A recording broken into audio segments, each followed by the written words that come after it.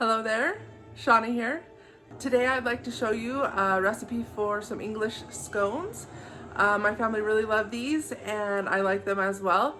And the nice thing about this recipe is it starts with just a basic scone, and then you can actually add your favorite toppings, etc. to it.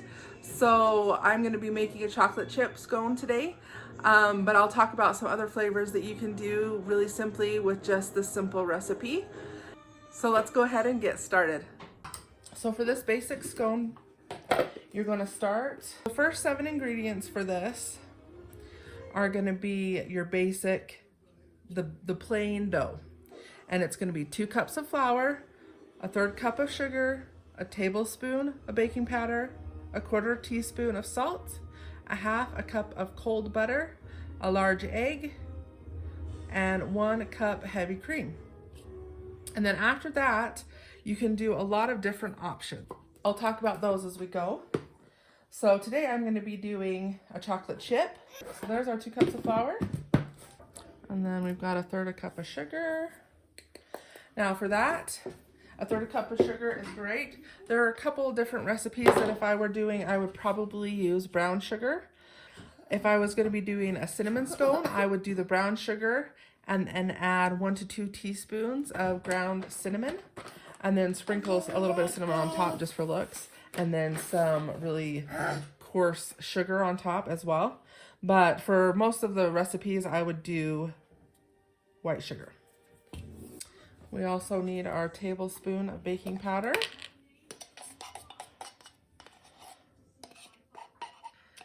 So besides a chocolate chip or a cinnamon scone, you could also replace some of your heavy cream with some lemon juice and put some zest in there and make a lemon scone, and then put like some drizzle of some sort of frosting on top or glaze.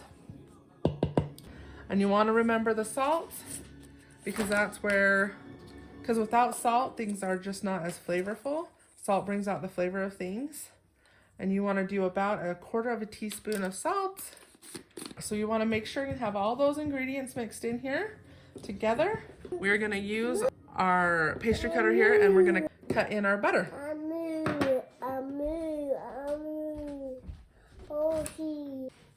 All right, so what I like to do is to cut my butters up into little squares before I put them in.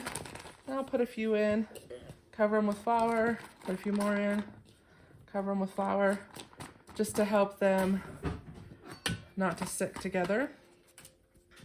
And then we're going to go ahead and cut them all in with this, and you just want to get it to a coarse, almost like sandy texture.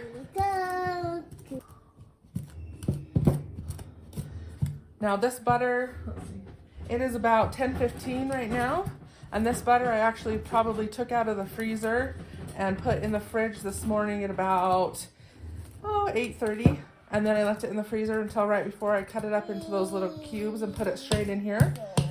The colder your butter is, the better. Thank you. Yay, Mama. Thank you. I'm not ready for that yet. You want to make sure you have really cold butter. And I also leave my cream or if I'm replacing some of it with like that lemon juice or orange juice or anything like that, or even you can make a pumpkin spice bar or pumpkin spice scone, and that one you actually replace your some of your heavy cream with pumpkin puree. But all of that stuff I would leave in the fridge until right before it goes in the bowl. It will help keep your butter cold. And this is a 1/2 cup of butter. The only thing that I actually don't leave in the fridge that is technically a wet ingredient is my egg. I do take the egg out. Okay, as you can see, that's kind of grainy now. There are some like pea-sized chunks here of butter, which is great. Okay, now what we're gonna do is we are gonna add in our wet ingredients. So the first thing we're gonna add is our egg.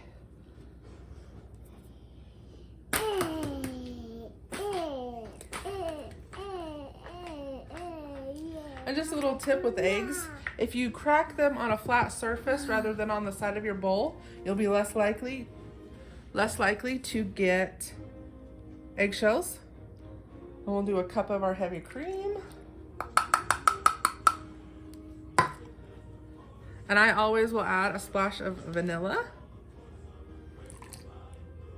And then you want to mix this all together till it just comes into a dough, into kind of a ball.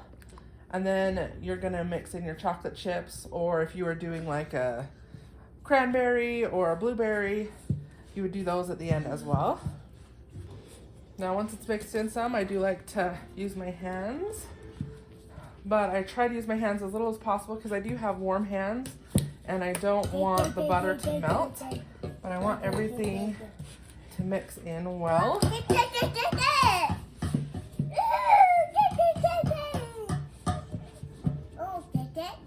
Okay, and now once it's starting to come together, you're gonna wanna put in your cup of chocolate chips.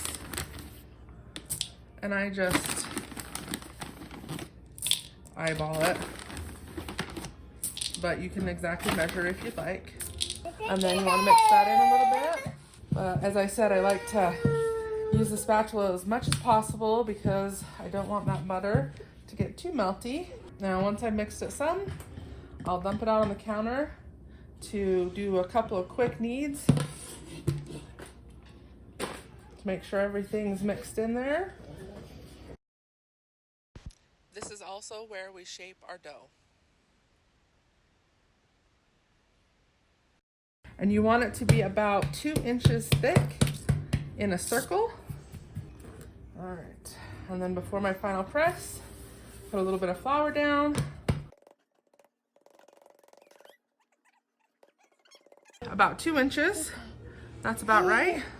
And then I use my bench scraper, and you want to cut it into 8 wedges.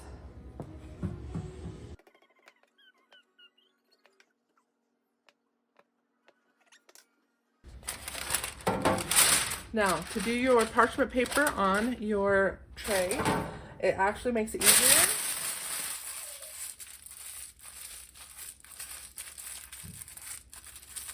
To sprinkle it up.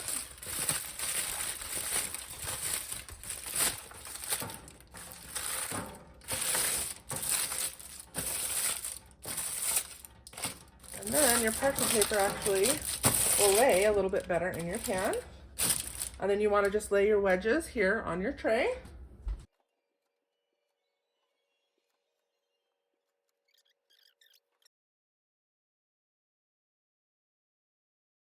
Now the thing that I particularly like about this recipe is because the basic recipe is just for plain scone dough, you can actually make it your own with your favorite flavors. So if you go to a restaurant or a bakery and they have a scone that you really like, cranberry orange or blueberry with lemon zest in it, or any of those fun things that are just so delicious that you wish you could have at home, this dough is actually a base that you can start that with. You can take those flavors that you liked from that scone and put it in yours and then make it at home, which is really nice. Especially because sometimes those fancier bakery scones can be kind of expensive, but doing it this way, you use your own ingredients and you know what goes in them, and they are just as good. We're gonna want to bake these at 425 for between 15 to 20 minutes. Just keep an eye on them the first time that you make them and find out where your oven's sweet spot is. Mine take generally between 17 to 20 minutes to get that lovely browned outside. And there is the option, if you want, before you put them in the oven, you can brush them with some more of your whipping cream and then sprinkle something on top like really coarse sugar or something kind of decorative. But I don't do that generally. So let's go ahead and take a look at these. All right, so these look lovely. Go ahead and take them out.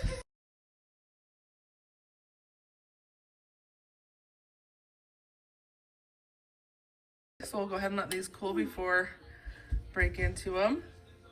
And then as they come out, if you were doing something like lemon, for example, You could brush the top with a little bit of butter and sprinkle some zest on just for some lovely color.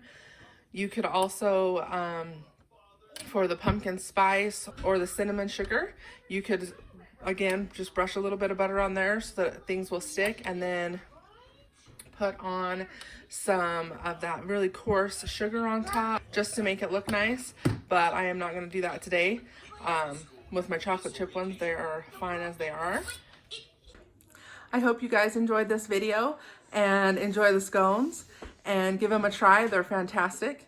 We would really appreciate it if you subscribe to our channel and share our videos and give us a thumbs up, and we'll see you next time.